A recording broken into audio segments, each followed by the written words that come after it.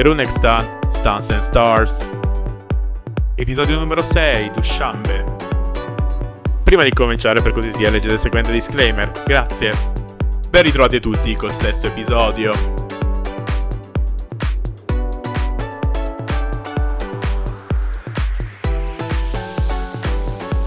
Nell'ultimo episodio avevo spiegato come la mia visita in quelli di Tashkent era di fatto un inframezzo tra diverse altre visite in diversi altri posti. Uno di questi era Dushanbe, in Tagikistan. Con l'ovvia eccezione del Turkmenistan, il Tagikistan è sicuramente lo stato meno visitato di tutti gli ex stan dell'Unione Sovietica. Le ragioni infatti sono molteplici: una carenza di infrastrutture, accessibilità limitata per molti anni. Serviva il visto per entrare in Tagikistan, enormi problemi di sicurezza, dalla guerra civile degli anni 90 fino all'attentato terroristico del 29 luglio 2018 con dei turisti occidentali letteralmente ammazzati da degli estremisti islamici, nonché le ultime tensioni con il Kirghizistan, fortunatamente risolvesi da pochissimo tempo. Oltre a questo, il territorio è estremamente montuoso, il che rende buona parte dell'accesso stradale e ferroviario difficilmente accessibile e generalmente una scarsa promozione turistica rispetto a Kirghizistan, Kazakistan, Uzbekistan e oserei dire anche rispetto al Turkmenistan. Sicuramente in questo video voi noterete due argomenti molto ricorrenti.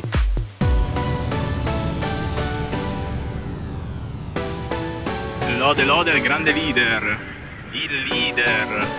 Il primo legato al piccolo accenno di culto alla personalità legata al presidente del Tagikistan, signor Emomali Rakhmon. Il secondo invece è legato alla strana urbanistica della città di Dushanbe, che presenta accanto a quartieri estremamente lussuosi, oserei dire da Mille e una notte, accanto a dei quartieri completamente fatiscenti. It looks like fake buckets, so you have like this contrast between modernity and places being poor.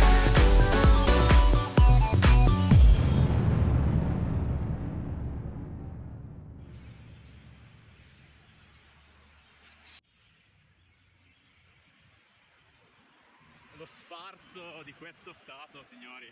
Dopo una passeggiata in Rudaki Avenue, ero arrivato vicino al nuovo Parlamento del Tagikistan, vicino alla statua di Ismail Somoni e soprattutto di fronte a un edificio esponente, il grande leader.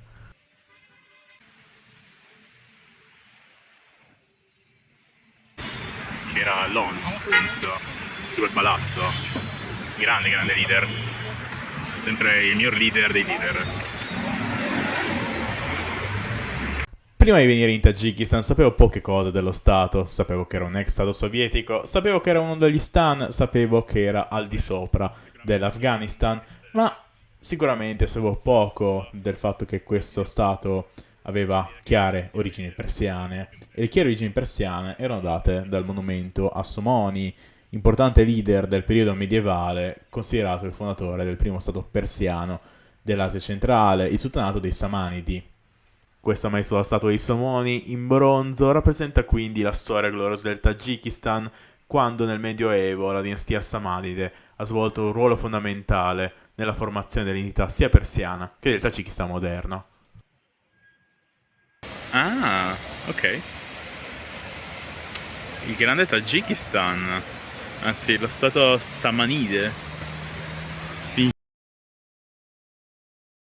In un tripudio di luci, giochi d'acqua ed edifici illuminati come la Biblioteca Nazionale del Tagikistan, che avete appena visto, mi sono diretto verso il monumento dell'indipendenza di Dushanbe. Il monumento dell'indipendenza di Dushanbe è uno dei principali simboli sia di Dushanbe che del Tagikistan, in quanto si trova nel centro di Dushanbe, vicino a Piazza Somoni, dove c'era appunto la statua, e celebra soprattutto l'indipendenza del Tagikistan dall'Unione Sovietica, indipendenza giunta il 9 settembre del 91. Il monumento è composto da una colonna di circa 50 metri, sormontata da una statua dorata della Dea della Libertà che tiene una fiamma, simboli storici e decorazioni che richiamano molto la cultura e la storia del Tagikistan. Che città stranamente folle.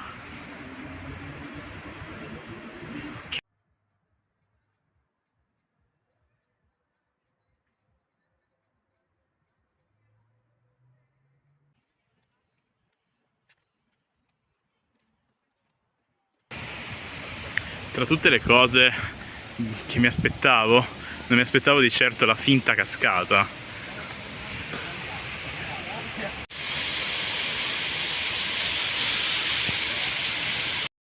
Poco dopo mi sono recato verso il Palazzo della Nazione, la residenza ufficiale del leader del Tagikistan, Emomali Rahmon, in carica dal 94 ad oggi.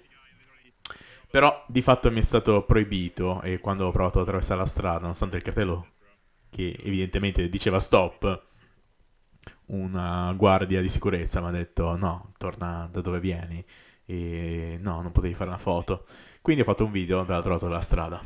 Accanto al Palazzo della Nazione c'era il Parco Rudaki dedicato all'omonimo poeta Samanide che influenzò moltissimo la cultura persiana. Rudaki, colui il quale ha scritto, secondo la leggenda, 1 milione di poesie in persiano, ha anche una sua statua su un piedistallo grigio, rappresentato in piedi e appoggiato su un bastone, il tutto sotto un cielo stellato e con alla base della sua statua alcuni versi di una sua poesia.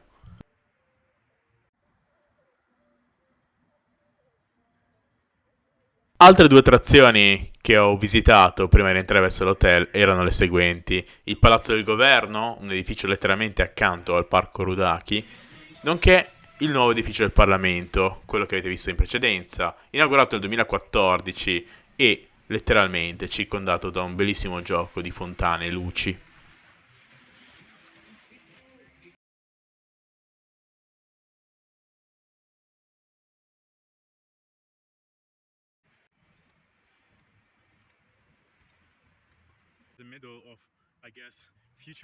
Il mio ritorno a piedi verso l'hotel espose le 2 anime della Dushanbe contemporanea, una moderna, sfarzosa, contemporanea, lussuosa, e l'altra di fatto simile a un villaggio di campagna, molto diroccata e soprattutto molto non sviluppata. Sento odore di copyright infringement qui in Tagikistan. Questi pan di Tajikstelle. Dushanbe looks pretty much like Las Vegas, despite Las Vegas has, you don't bring there mom and kids, but you just don't. Anyway, it looks like, you know, Las Vegas promenade here, like this boulevard, but actually if you go there, which is like the parallel road, there's no lights, no electricity, nothing whatsoever, and it's so crazy. It looks like Las Vegas, barely no pavimentation and barely no asphalt whatsoever, and I have to go this direction. This place lacks of identity. It's like trying to imitate another Dubai or Baku or any other city, and I don't think it's the right way you should develop a city. I mean, good for them when money floods, but it's been spent, I guess, in a wrong way, especially when just few meters away you have an open canal like this going like it's a countryside village, no electricity, no illumination whatsoever.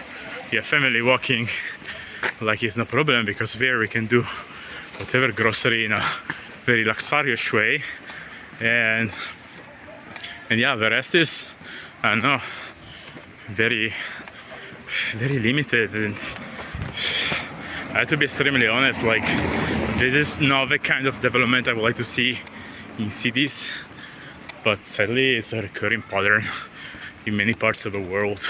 And let's start a new day with a great leader. The great leader is here to teach us the way to go, which I guess is up there on the hill, but yeah, the great leader. Il primo obiettivo del giorno seguente era il Parco della Vittoria, però per arrivarci mi attendeva una discreta camminata.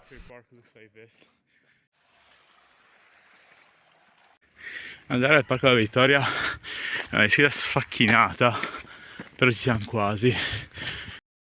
Dietro l'angolo ti trovi l'inizio del Parco della Vittoria. Per arrivare al Parco della Vittoria di Dushanbe, col senno di poi, scelsi la via più sgangherata possibile.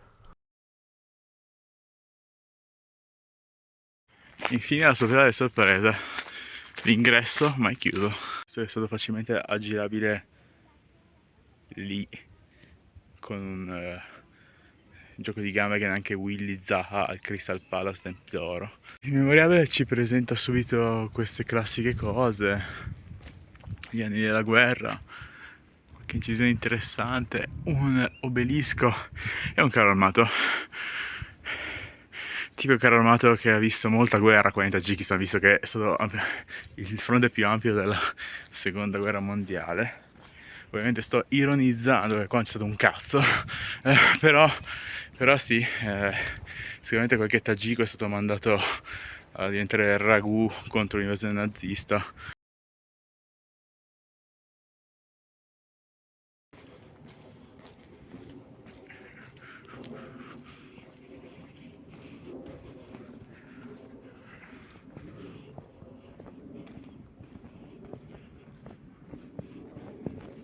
Il Parco della Vittoria di Dushanbe è stato inaugurato nel 1995 nell'occasione del 50° anniversario della vittoria sovietica nella Seconda Guerra Mondiale.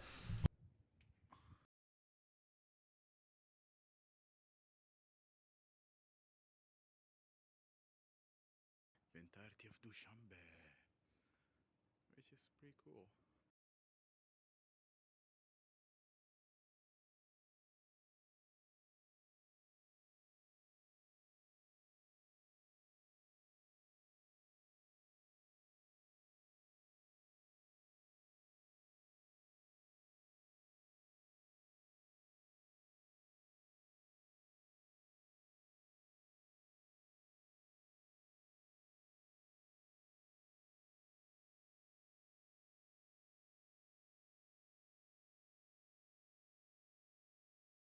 La parte centrale del Parco della Vittoria, oltre alla parte iniziale, quella composta da obelischi e carri armati che abbiamo visto in precedenza, contiene il memoriale dei soldati caduti, dove di fatto nulla e nessuno è lasciato nel dimenticatoio.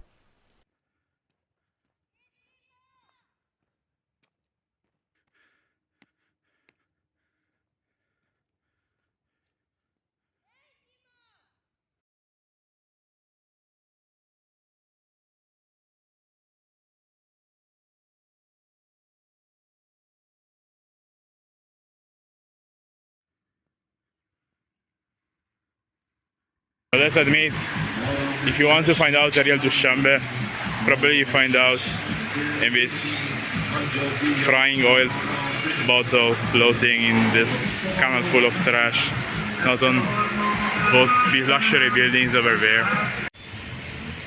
Buongiorno dal leader.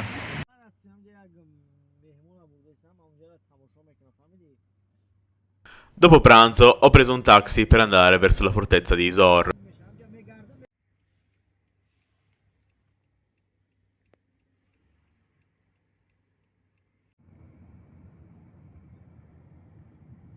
La fortezza di Izor si trova a circa 30 km a sud-ovest di Dushanbe. Questa risale all'VIII secolo e di fatto rappresentava per l'impero Samanide un importante punto di difesa e controllo di tutte le rotte commerciali.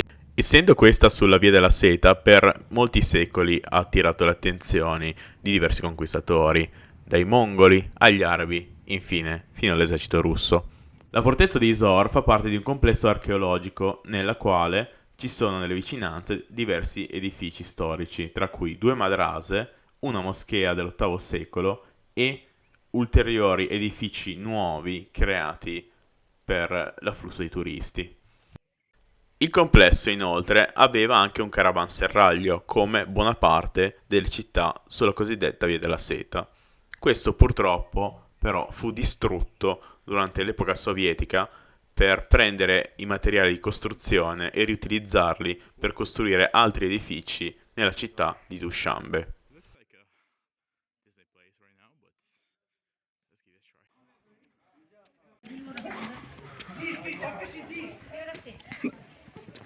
Hello.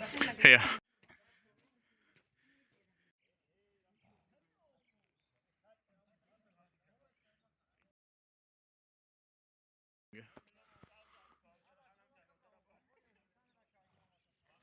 La strada qua è in costruzione, però saremo in alto.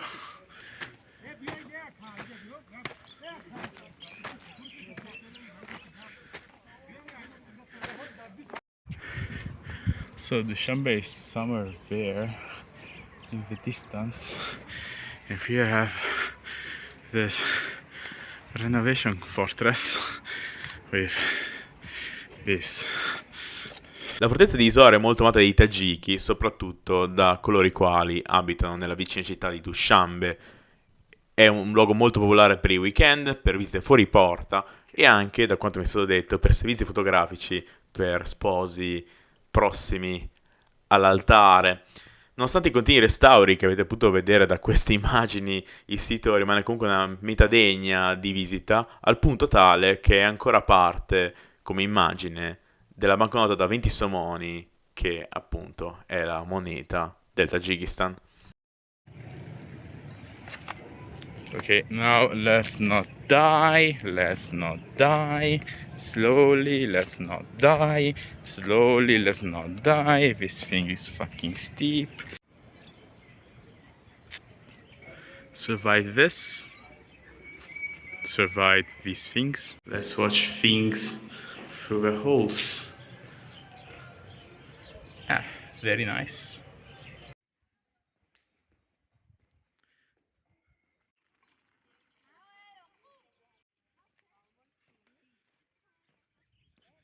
Ronaldo, Juve merda, dillo, Juve merda. Male, ma trovo Juventino in Tagikistan. Juve merda anche in Tagikistan. Rapidamente poi, dopo la fortezza, mi sono diretto verso la vecchia madrasa che fungeva da museo, con una corte centrale circondata da stanze che un tempo ospitavano gli studenti, ma ora sono adibite a esposizioni sulla cultura e la storia del Tagikistan, nonché, ovviamente, qualche spontaneo e sparuto riferimento al leader. Grande leader.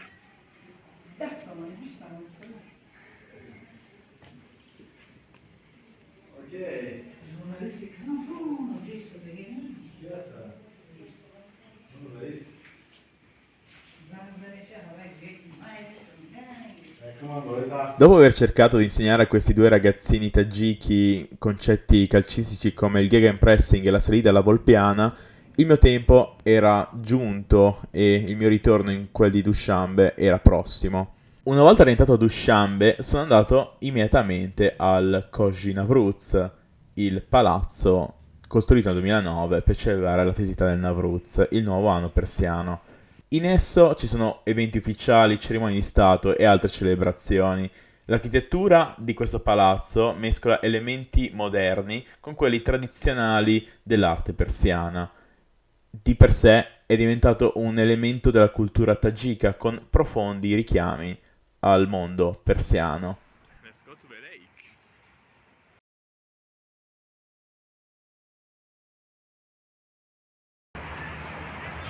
Un po' triste sto laghetto, però sai che è il palazzo Novruz, quindi forse è un tributo al cinema, perché sembra pellicola questa.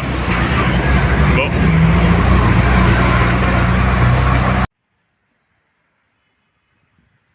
Il museo e le statue degli scrittori tagiki più famosi della storia.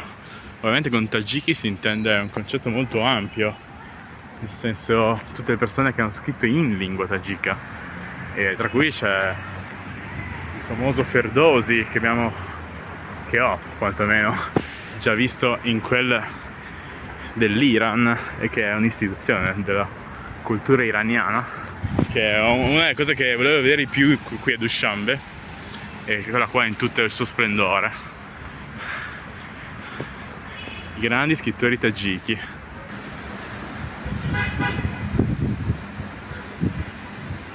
Eccolo là, signor Ferdowsi.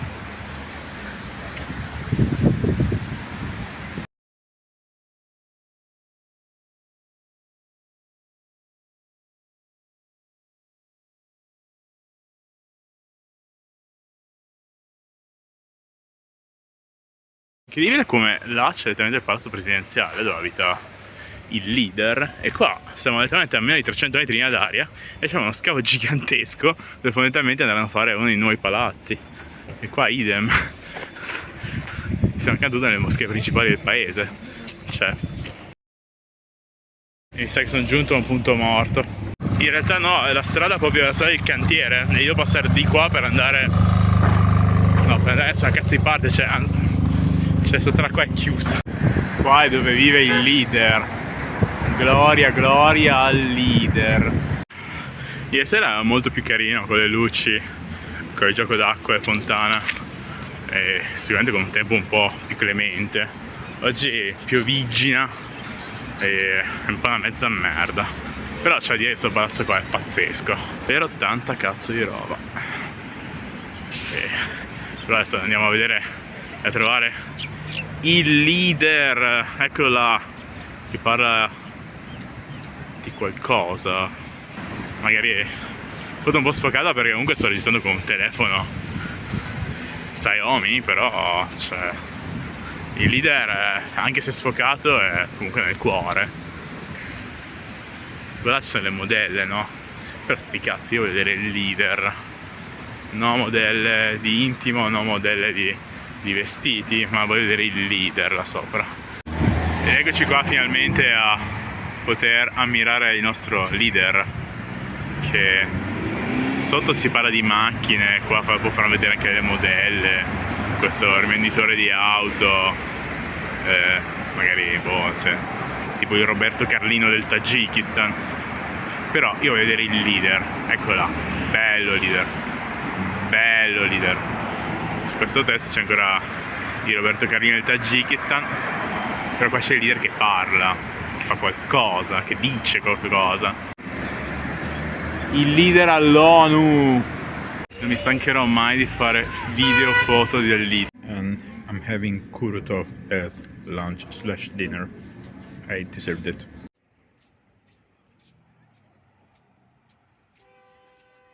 Dopo aver rischiato la morte in questa rotonda un po' trafficata, un po' troppo trafficata, perché c'è un solo ingresso a questo parco, o meglio parco della rotonda, siamo arrivati al monumento della Vittoria.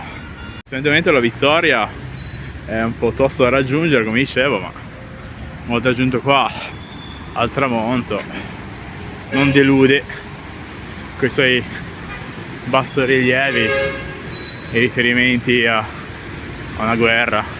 Però di nuovo è tutto incastonato in una rotonda e il carro armato che c'era qua è stato rimosso.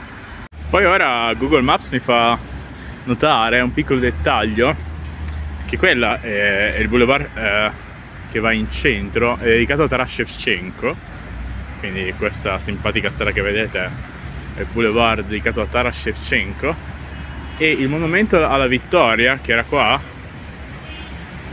che è questo, che là non c'ha più lo spazio per il carro armato, puntualmente non ha più il carro armato. Ricordiamo che era in mezzo lì. Quindi è stata una coincidenza che c'è una guerra in Ucraina con un chiaro invasore, ovvero la Federazione Russa, e puntualmente il monumento col carro armato che era qua è scomparso. Lascio a voi le vostre conclusioni. Dopo la visita di qualche posto con tanto di audio originale e non l'audio messo in post-produzione dal sottoscritto, era giunto per me il tempo di lasciare il Tagikistan. Ciao grande leader, è tempo per me di lasciare il Tagikistan.